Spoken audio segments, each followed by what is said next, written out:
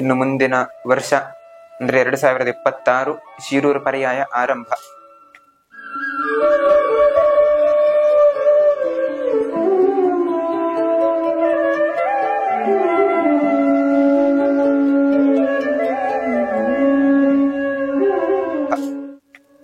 ಆ ಪರ್ಯಾಯ ಕುತ್ಕೊಳ್ಳಿಕ್ಕಿಂತ ಹಿಂದೆ ಒಟ್ಟು 4 ಮುಹೂರ್ತ ಅಂತ. ಅದರಲ್ಲಿ ಮೊದಲನೆಯದ್ದು ಬಾಳೆ ಮುಹೂರ್ತ.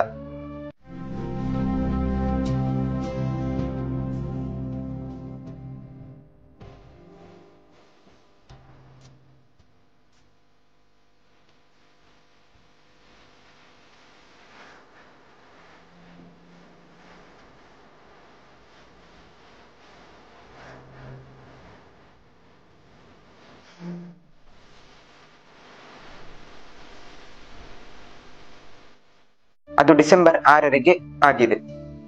ಈ ಬಾಳೆ ಮುಹೂರ್ತದ ಮಹತ್ವ ಏನು ಅಂತ ಕೇಳಿದ್ರೆ, ಪರ್ಯಾಯದಲ್ಲಿ ಅನೇಕ ಭಕ್ತರು ಬರ್ತಾರೆ. ಬಂದಂತಹ ಭಕ್ತರಿಗೆ ಪ್ರಸಾದವನ್ನು ಕೊಡ್ಲಿಕ್ಕೋಸ್ಕರ ಬಾಳೆದೆಲೆಯಲ್ಲಿ ಕೊಡುದು ಅಂತ. ಕೃಷ್ಣ ಮಠದಲ್ಲಿ ಅನ್ನದಾನಕ್ಕೆ ತುಂಬಾ ವಿಶೇಷ ಮಹತ್ವ. ಅನ್ನಬ್ರಹ್ಮ ಅಂತಾನೆ ಉಡುಪಿಯ ಕೃಷ್ಣ ಪ್ರಸಿದ್ಧ. ಅಷ್ಟು ಮಾತ್ರ ಅಲ್ಲ, ನಮ್ಮ ಪಟ್ಟದ ದೇವರಾದ ವಿಠ್ಠಲ ದೇವರು ಅನ್ನ ವಿಠ್ಠಲ ದೇವರು. ಹಾಗಾಗಿ ಅನ್ನದಾನಕ್ಕೆ ಹೆಚ್ಚು ಮಹತ್ವ. ಹಾಗಾಗಿ ಈ ಎಲ್ಲ ಮುಹೂರ್ತಗಳನ್ನು ಬಂದಂತಹ ಭಕ್ತರಿಗೆ ಪ್ರಸಾದ ನೀಡ್ಲಿಕ್ಕೋಸ್ಕರ ಅಂತ ಸಹ ಮಾಡುವುದು. ಈಗ ಎಲ್ಲರೂ ಹೇಗೆ ಮಾಡ್ತಾರೆ ಅಂತ ಕೇಳಿದ್ರೆ, ಸಂಪ್ರದಾಯಕ್ಕೋಸ್ಕರ 4 ಗಿಡ ಅಷ್ಟೇ ನಡುವಂಥದ್ದು. ಆದ್ರೆ ನಾವು ಇಲ್ಲ, ಬಂದಂತಹ ಭಕ್ತರಿಗೆ ಎಲ್ರಿಗೂ ನಮ್ಮ ಬಾಳೆಯಲ್ಲೇ ಊಟ ಹಾಕಬೇಕು ಅಂತ ನಾವು ಸಂಕಲ್ಪ. ಆದ್ರಿಂದ ಹತ್ರ 2,000-3,000 ಗಿಡದಷ್ಟು ನಾವು ನಟ್ಟಿದ್ದೇವೆ. ಅದು ಆಗ ಎಲ್ಲಾ ಭಕ್ತರು ಬಂದು ಬೆಳಿಗ್ಗೆ 7 ಗಂಟೆಗೆ ಮುಹೂರ್ತ ಇತ್ತು. ಆಗ ಎಲ್ಲರೂ ಬಂದು ಆ ಬಾಳೆ ಗಿಡಗಳನ್ನೆಲ್ಲ ನಟ್ಟಿದ್ದಾರೆ. ನಾವು ಎಲ್ಲರೂ ತಮ್ಮ ತಮ್ಮ ಮಠದ ಅಂಗಳದಲ್ಲಿ ನಡುವ ಕಾರ್ಯಕ್ರಮ. ನಾವು ನಮ್ಮ ಅಂಗಳ ಇಲ್ಲಿ ಅಷ್ಟು ದೊಡ್ಡದೆಲ್ಲ ಇಲ್ಲ ಅಂತ PPCಯ ಹಿಂದೆ ನಮ್ಮ ತೋಟ ಉಂಟು, ಅಲ್ಲಿ ನಾವು ಮಾಡಿದ್ವಿ. ಅಲ್ಲಿ 1,000 ಗಿಡ ನಟ್ಟಿದ್ವಿ. ಮತ್ತೆ ಬಾಳೆ ಗಿಡ ಮಾತ್ರ ಅಲ್ಲ, ಕಬ್ಬಿನ ಗಿಡ, ತುಳಸಿ ಗಿಡ ಇದನ್ನೆಲ್ಲ ನಟ್ಲಿಕ್ಕುಂಟು. ಅದನ್ನು ಎಷ್ಟು ಆಗ್ತದಲ್ಲಿ ಅಷ್ಟು ಮಾಡಿದ್ವಿ. ಇನ್ನು ಮಿಕ್ಕಿದ್ದು 2,000 ನಾವು ಶಿರೂರಲ್ಲಿ ನಟ್ವಿ. ಈಗ ಅದು ಎಲ್ಲ ಚಿಗುರಿ ಗಿಡ ಬೆಳಿತಾ ಉಂಟು. ಇನ್ನು 2ನೇ ಮುಹೂರ್ತ ಅಕ್ಕಿ ಮುಹೂರ್ತ. ಅದು ಮೊನ್ನೆ ಮಾರ್ಚ್ 6 ನಡೀತು. ತಮ್ಗೆಲ್ಲರಿಗೂ ಗೊತ್ತುಂಟು, ಅನ್ನದಾನಕ್ಕೆ ವಿಶೇಷ. ಹಾಗಾಗಿ ಅನ್ನದಾನಕ್ಕೋಸ್ಕರ ಅಕ್ಕಿ ಬೇಕು. ಅಕ್ಕಿಯನ್ನು ಸಂಗ್ರಹ ಮಾಡ್ಬೇಕು.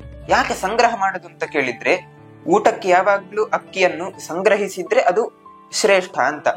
ಆಗಾಗನೆ ತಕೊಂಡು ಅದನ್ನು ಉಪಯೋಗಿಸುದಲ್ಲ, ಅದನ್ನು ಸ್ಟೋರ್ ಮಾಡಿ ಇಡಬೇಕು. ಈಗ ಉಪ್ಪಿನಕಾಯಿ ಇರ್ಬೋದು, ಅದನ್ನು ಸಂಗ್ರಹಿಸಿದಷ್ಟು ಅದರ ರುಚಿ ಜಾಸ್ತಿ. ಅದೇ ರೀತಿ ಅಕ್ಕಿಯೂ ಕೂಡ. ಅದಕ್ಕೋಸ್ಕರ ಅದನ್ನು ಸಂಗ್ರಹಿಸಲಿಕ್ಕೆ ಒಂದು ಒಳ್ಳೆ ದಿನ ನೋಡಿ ಅದನ್ನು ಸಂಗ್ರಹಿಸುವುದು. ಅದು ಮಾರ್ಚ್ 6 ಆಯ್ತು. ಈ ಅಕ್ಕಿ ಮುಹೂರ್ತವೂ ಕೂಡ ಅಷ್ಟೇ.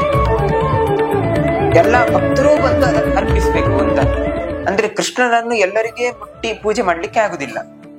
ಅದಕ್ಕೋಸ್ಕರ ಎಲ್ಲಾ ಭಕ್ತರು ಸೇರಿ ಈ ಎಲ್ಲ ಮುಹೂರ್ತಗಳನ್ನು ನೆರವೇರಿಸಬೇಕು ಅಂತ. ಆಗ ತಾವು ಭಕ್ತರು ಮುಟ್ಟಿದಂತಹ ಅಕ್ಕಿ ಅಥವಾ ಬಾಳೆದೆಲೆ ಅದು ಕೃಷ್ಣನಿಗೆ ಸಮರ್ಪಣೆ ಆಗ್ತದೆ ಅಂತ. ಮತ್ತೆ ಅಕ್ಕಿ ಮುಹೂರ್ತ ಇದ್ದದ್ರಲ್ಲಿ ಮಹತ್ವಪೂರ್ಣವಾದಂತಹ ಮುಹೂರ್ತ. ಈಗ ಬಾಳೆ ಮುಹೂರ್ತದಲ್ಲಿ ಸ್ವಾಮಿಗಳ ಉಪಸ್ಥಿತಿ ಇರ್ಬೇಕು ಅಂತಿಲ್ಲ, ಮಠದವರೇ ಸೇರಿ ಮಾಡುವಂತದ್ದು. ಆದ್ರೆ ಅಕ್ಕಿ ಮುಹೂರ್ತದಲ್ಲಿ ಅಷ್ಟಮಠದ ಸ್ವಾಮಿಗಳು ಸೇರಿ ಮಾಡುವಂತಹ ಮುಹೂರ್ತ.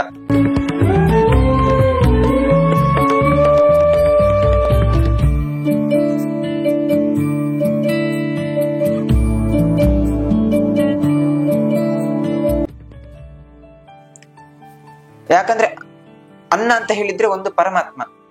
ಮತ್ತೆ ಈಗ ಉರುಳಿ ಇರಬಹುದು ಅಥವಾ ಪಿತೃ ಕಾರ್ಯಕ್ಕೆ ಇರಬಹುದು, ನಾವು ಉಪಯೋಗಿಸುವಂತದ್ದು ಅನ್ನನೇ. ಹಾಗಾಗಿ ಅದರ ಸಂಗ್ರಹ ಅಂತ ಹೇಳಿದ್ರೆ ಅದು ತುಂಬಾ ದೊಡ್ಡ ಮುಹೂರ್ತ, ದೇವರಿಗೆ ತುಂಬಾ ಪ್ರೀತಿ ಆಗುವಂತಹ ಒಂದು ಮುಹೂರ್ತ. ಆ ಮುಹೂರ್ತ ಇದು 2ನೇ ಮುಹೂರ್ತ. ಇನ್ನು 3ನೇ ಮುಹೂರ್ತ ಯಾವ್ದು ಅಂತ ಕೇಳಿದ್ರೆ ಕಟ್ಟಿಗೆ ಮುಹೂರ್ತ. ಈ ಕಟ್ಟಿಗೆ ಮುಹೂರ್ತ ಅಂತ ಹೇಳಿದ್ರೆ ಎಲ್ಲಾ ಕಟ್ಟಿಗೆಗಳನ್ನೆಲ್ಲ ಸಂಗ್ರಹಿಸಿ ಒಂದು ರಥದ ಆಕಾರ ನಿರ್ಮಾಣ ಮಾಡಿ ಕಟ್ಟಿಗೆಯನ್ನು ಸಂಗ್ರಹಿಸುವಂತದ್ದು. ಇದು ಯಾಕೆ ಈ ರೀತಿ ಕಟ್ಟಿಗೆಯನ್ನು ರಥದ ಆಕಾರ ಅಂತ ಕೇಳಿದ್ರೆ, ಮಳೆಗಾಲದಲ್ಲಿ ಮಳೆ ಬಂದಾಗ ಕಟ್ಟಿಗೆ ಎಲ್ಲ ಒದ್ದಾಗಿ ಹೋಗ್ತದೆ. ನಾವು ಎಲ್ಲಿಯಾದ್ರೂ ಅದನ್ನು ಸಂಗ್ರಹಿಸಲೇಬೇಕು. ಬೇರೆ ಸಮಯದಲ್ಲಿ ಆದ್ರೆ ನಮ್ಗೆ ಬೇರೆ ಸಿಗ್ತಾ ಇರ್ತದೆ, ಆದ್ರೆ ಮಳೆಗಾಲದಲ್ಲಿ ಒಳ್ಳೆ ಕಟ್ಟಿಗೆಗಳು ಸಿಗುದಿಲ್ಲ, ಎಲ್ಲ ಒದ್ದೇ ಇರ್ತದೆ. ಅದನ್ನು ನಾವು ಉಪಯೋಗಿಸ್ಲಿಕ್ಕೆ ಆಗುದಿಲ್ಲ. ಅದಕ್ಕೋಸ್ಕರ ಹಿಂದೆನೆ ಅದನ್ನು ಸಂಗ್ರಹಿಸಿ ಇಡಬೇಕು. ಅದಕ್ಕೋಸ್ಕರ ರಥದ ಆಕಾರ ಮಾಡಿದಾಗ ಅದು ಒದ್ದೆ ಆಗುದಿಲ್ಲ, ಕಟ್ಟಿಗೆ ಅದರ ಒಳಗೆ ಸೇಫ್ ಆಗಿರ್ತದೆ. ಮೇಲೆ ಮಾಡುತ್ತರ ಎಲ್ಲ ಮಾಡಿ ಆ ಮಳೆ ನೀರು ಒಳಗೆ ಹೋಗುದೇ ಇಲ್ಲ.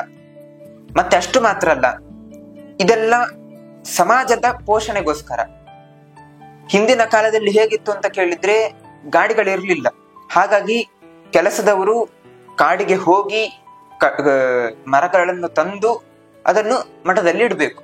ಇಟ್ಟಾಗ ಒಮ್ಮೆ ಅವರು 1 ಸರ್ತಿ ಹೋಗಿ ತಂದ್ರೆ ಅವರಿಗೆ 1 ಸೇರು ಅಕ್ಕಿ ಅಂತ ಕೊಡುವಂಥದ್ದು. ಅವರು 10 ಸರ್ತಿ ಹೋದ್ರೆ 10 ಸೇರು ಅಕ್ಕಿ ಕೊಡುವುದು. ಇದು ಯಾಕೆ ಅಂತ ಕೇಳಿದ್ರೆ ಸಮಾಜದ ಪೋಷಣೆ. ಬಡ ಜನರಿಗೆ ಕೆಲಸ ತುಂಬಾ ಇರುವುದಿಲ್ಲ. ಈಗ ಸುಮಾರು ಅವಕಾಶ ಉಂಟು, ಆದ್ರೆ ಹಿಂದಿನ ಕಾಲದಲ್ಲಿ ಅಷ್ಟು ಇರಲಿಲ್ಲ. ಅದಕ್ಕೋಸ್ಕರ ಅದನ್ನು ಸಮಾಜದವರನ್ನು ಪೋಷಿಸಬೇಕು ಅಂತ ಈ ಕಟ್ಟಿಗೆ ಮುಹೂರ್ತವನ್ನು ವಿಶೇಷವಾಗಿ ಮಾಡ್ತಾ ಇದ್ರು. ಆದ್ರೆ ಈಗ ಸಹ ಅದು ನಮ್ಗೆ ಅವಶ್ಯಕತೆನೆ. ಯಾಕಂತ ಕೇಳಿದ್ರೆ ಪರ್ಯಾಯಕ್ಕೆ ನಾವು ಒಲೆಯನ್ನೇ ಉಪಯೋಗಿಸುವಂತದ್ದು. ನಿತ್ಯದಲ್ಲಿಯೂ ಇರ್ಲಿ, ಪರ್ಯಾಯದಲ್ಲೂ ಇರ್ಲಿ. ನಿತ್ಯದಲ್ಲಿ ನಮ್ಗೆ ಸ್ವಲ್ಪ ಸ್ವಲ್ಪ ಸಾಕಾಗ್ತದೆ, ಆದ್ರೆ ಪರ್ಯಾಯದಲ್ಲಿ ಹೆಚ್ಚು ಜನ ಬರುವುದರಿಂದ ಹೆಚ್ಚು ಬೇಕಾಗ್ತದೆ.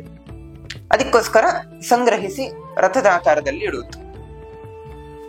ಈಗ ಎಲ್ಲ ಕೊನೆಯ ವರ್ಷ ಅದನ್ನು ಉಪಯೋಗಿಸ್ತಾರೆ. ಯಾಕಂತ ಹೇಳಿದ್ರೆ ಅಷ್ಟೂ ಸಾಕಾಗುದಿಲ್ಲ, ಸುಮಾರು ಕಟ್ಟಿಗೆ ಬೇಕಾಗ್ತದೆ, ಜನರು ಜಾಸ್ತಿ ಆಗಿದ್ದಾರೆ ಅಂತ. ಅಂತೂ ಆ ಕಟ್ಟಿಗೆಯನ್ನು ಅದಕ್ಕೋಸ್ಕರ ಉಪಯೋಗಿಸುವಂತದ್ದು, ಅಡಿಗೆಗೋಸ್ಕರ. ಅದಕ್ಕೋಸ್ಕರ ಅದನ್ನು ಸಂಗ್ರಹಿಸಲಿಕ್ಕೆ ಒಂದು ಒಳ್ಳೆ ದಿನ ಜುಲೈ 13ಕ್ಕೆ ನಮ್ಮ ಕಟ್ಟಿಗೆ ಮುಹೂರ್ತ. ಈ ಜುಲೈ 13ನೇ ತಾರೀಕಿಗೆ ಸಂಗ್ರಹ ಮಾಡ್ಲಿಕ್ಕೆ ಶುರು. ಅಂದ್ರೆ ಕಾಡಿಗೆ ಹೋಗಿ, ಮಠಕ್ಕೆ ಒಂದೊಂದು ಕಾಡು ಅಂತ ಇರ್ತದೆ, ಆ ಕಾಡಿನಲ್ಲಿ ಅದಕ್ಕೋಸ್ಕರ ಅದನ್ನ ಕಾಡನ್ನೇ ಇಟ್ಟಿರ್ತೇವೆ ಕಟ್ಟಿಗೆ ಮುಹೂರ್ತಕ್ಕೆ ಬೇಕು ಅಂತ. ಆ ಕಾಡಿಗೆ ಹೋಗಿ ಮರಗಳನ್ನೆಲ್ಲ ಕಡಿದು ಬರುದು. ಈ ಮರ ಕಡಿಯುವಾಗ ಪೂರ್ತಿ ಕಡಿಲಿಕ್ಕಿಲ್ಲ, ಸ್ವಲ್ಪ ಬಿಡ್ಬೇಕು. ಯಾಕೆಂತ ಕೇಳಿದ್ರೆ ನಂತರ ಬರುದು ಮಳೆಗಾಲ, ಆಗ ಪುನಃ ಗಿಡ ಚಿಗಿರ್ತದೆ ಅಂತ. ಈಗಿನ ತರ ಡಿಫಾರೆಸ್ಟೇಷನ್ ಅಂದ್ರೆ ಪೂರ್ತಿ ತೆಗೆಯುವುದಲ್ಲ. ಆ ಕಟ್ಟಿಗೆಯನ್ನು ಮತ್ತೆ ಸಂಗ್ರಹಿಸಲಿಕ್ಕೆ ಶುರು ಮಾಡೋದು. ಅದಾದ್ಮೇಲೆ 4ನೇ ಮುಹೂರ್ತ ಧಾನ್ಯ ಮುಹೂರ್ತ, ಭತ್ತ ಮುಹೂರ್ತ ಅಂತ. ಅದು ಮಧ್ವರ ಹೃದಯದಲ್ಲಿ ಉಡುಪಿಯಲ್ಲಿ ಸಿಗುತ್ತೆ ಎನ್ನುವ ಏಕೈಕ ಕಾರಣದಿಂದ ಕೃಷ್ಣ ದ್ವಾರಕೆಯನ್ನು ಬಿಟ್ಟು ಉಡುಪಿಗೆ ಬಂದಿದ್ದಾನೆ. ಇದು ನಮ್ಮ ಆಚಾರ್ಯರ ಮಹಿಮೆ.